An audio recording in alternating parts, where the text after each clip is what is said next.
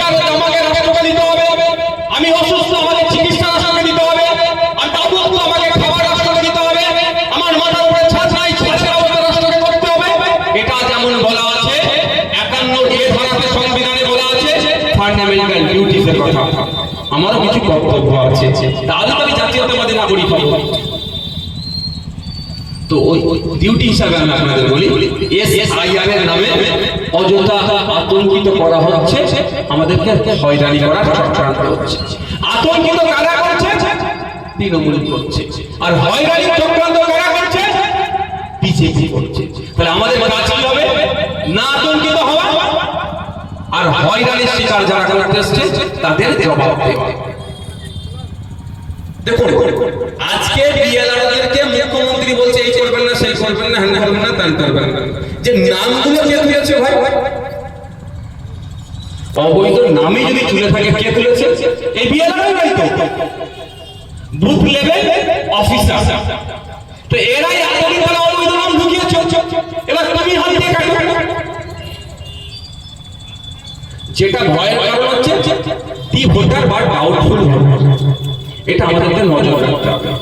আমরা বলেছি প্রয়োজনে ইসিআই ইলেকশন কমিশন অফ ইন্ডিয়াকে আমরা সহযোগিতা করব।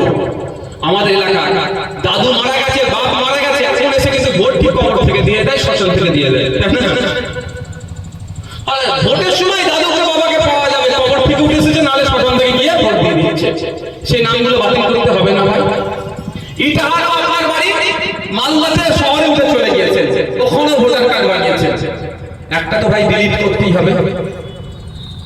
এটা তো অসুবিধা কোথায়? ইটাহারও থাকে, কাজের সূত্রে মহারাষ্ট্র চলে গিয়েছে, ওখানে ভোটার কার্ড বানিয়ে ফেলেছে, একটা তো ভাই ডিলিট হবে। এর অসুবিধা কোথায়? অসুবিধা যে জায়গাটা সেটা হচ্ছে কি, প্রথম কথা হচ্ছে আতঙ্ক। আমাকে আতঙ্কিত করা হচ্ছে, ঠিক যেভাবে সিএ এনআরসি আতঙ্কিত করেছিল না, সব নাকি তাড়িয়ে দেবে, কজনকে তাড়িয়েছি ইটাহারের ভাই একটু বলবেন? আর আমি কি বলেছিলাম? অমিত শাহ বাবার ক্ষমতা নাই, একটাও ভালো হতে পারবে না বলেছিলাম। আমি কিন্তু মামলা সুপ্রিম কোর্টে করেছিলাম সিএনআরসি নিয়ে, এটা মাথায় রাখবেন। মোদি আমাকে টাকা দিচ্ছে, বিজেপি আমাকে টাকা দিচ্ছে, আর আমি আবার বিজেপির বিরুদ্ধে মামলা করছি। কি দিনকাল করলো ভাই? বলছি না আমাকে টাকা দিচ্ছে, আর ওদের প্রত্যেকটার বিরুদ্ধে আমি যে মামলা করছি।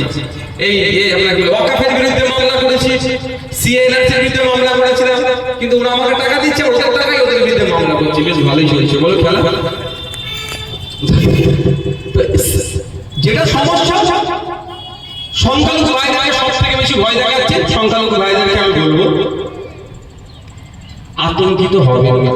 আমাকে একবার কি উত্তর দিতে হবে, আপনার দাদুরা বাংলাদেশ থেকে এসেছে? বলতে আসতে বলছেন কেন? বলা কে নেই কেন? আপনার দাদুরা বাংলাদেশ থেকে এসেছে, পাকিস্তান থেকে এসেছে, আফগানিস্তান থেকে এসেছে, তাহলে ভয় পাচ্ছেন কেন? প্রথম কথা বলো, ভয় পাচ্ছেন কেন? আপনার শিকড় তো এখানকার, তাহলে আপনি ভয় পাচ্ছেন কেন? আপনার ভয় যদি লাগে একটা জায়গায় আপনি শুনলে নেন, সেটা হচ্ছে ডকুমেন্টসের নামের বানানগুলো আছে। মোহাম্মদ আব্দুল করিম মোল্লা নাম আছে ভোটার কার্ডে, আধার কার্ডে আব্দুল করিম মোহাম্মদ মোল্লা, স্কুল সার্টিফিকেটে মোল্লা মোহাম্মদ আব্দুল করিম, এই হয়।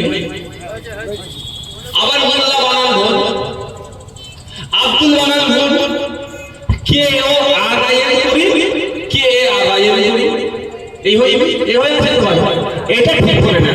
আর নাকে তেল দিয়ে ঘুমান, কি বললাম? এটা ঠিক করে নাকে তেল দিয়ে ঘুমান। আপনার বাড়িতে কাগজ আছে, আপনি খুঁজে পাচ্ছেন না, সেটা আপনার ব্যর্থতা। আজকে আপনাদেরকে আমি খুঁজবেন সে রাস্তাটা বলে দিচ্ছি। আচ্ছা, আপনারা যারা এখানে আছেন, যারা মুসলিম সম্প্রদায়, যারা বেশি ভয় পাচ্ছেন, ভয় খাওয়ানো হচ্ছে, ভয় পাচ্ছে না, ভয় খাওয়ানো হচ্ছে। আমি তো ভয় পাইনি, আমার কাছে আমার দাদুর ভোটার লিস্ট আছে, আমার কাছে সবার দাদুর ভোটার লিস্ট পাবে।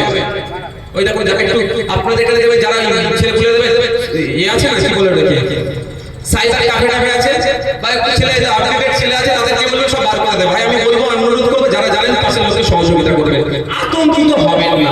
এটা মাথায় রাখবেন যে আপনার দাদু ভারতের দেশকে স্বাধীন করার লড়াইয়ে যুক্ত ছিল, এটা মাথায় রাখবেন। আতঙ্কিত হওয়ার কথা। আমাকে যখন একটা খুনের মামলাতে ডেকেছিল সিআইডি, জানেন আপনারা তো, আমি হাজির হয়ে গেছিলাম তো। আর একটা মামলাতে ডেকেছিল, হাতে কম্বল নিয়ে হাজির হয়ে গেছিলাম। ধরে ধরে ঠান্ডার সময় ধরেছিল, জেলে থাকতে হবে, কিন্তু মনে তো কনফিডেন্স আছে, আমি ফোন করিনি, ইশারায় কিন্তু আমাকে ফোন করতে বলিনি, আমার কতদিন আটকে রাখে, আমার কনফিডেন্স আছে। তো আপনার দাদু, তোর দাদু, তার দাদুর কবরে শুয়ে আছে, আপনার কনফিডেন্স কেমন আছে? ভয় কারণ। আচ্ছা বলুন, এখানে যারা উপস্থিত আছে আপনারা কার জায়গাতে আছেন? নিজস্ব জায়গা অবশ্যই, নালে থাকতে দেবে, তৃণমূল মেরে তুলে দিত, দিয়ে দখল করলি। কার জায়গায়? দাদুর জায়গায়, ম্যাক্সিমাম দাদুর জায়গায়। তাদের একটু টাকা পয়সা হচ্ছে, নতুন জায়গা কিনে উঠে গিয়ে বসেছে, ম্যাক্সিমাম দাদুর জায়গায়। তো দাদু কাকা, ছোট কাকা চালের খনিটা ভাইপোর উঠুন দিয়ে যাচ্ছে, মামলা হয়ে গেছে, এটা হাতে কোটকুটা রায়গঞ্জ কোর্টে মামলা চলছে, এরকম হয়নি ভাই? ছোট কাকা বা ছোট চাচা ছাঁচটা একটু আমার ছাঁচের উপরে উঠে গেছে, মামলা হয়নি।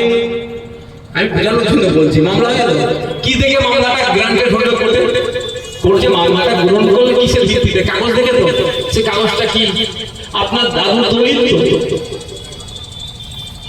তো ওইটাই তো আপনার কাছে হাতিয়ার। আপনি ভয় পাচ্ছেন? ভয় না আপনাকে খাওয়াতে পারলে তাহলে বিজেপি তৃণমূলের বাইনারি হবে কি করে?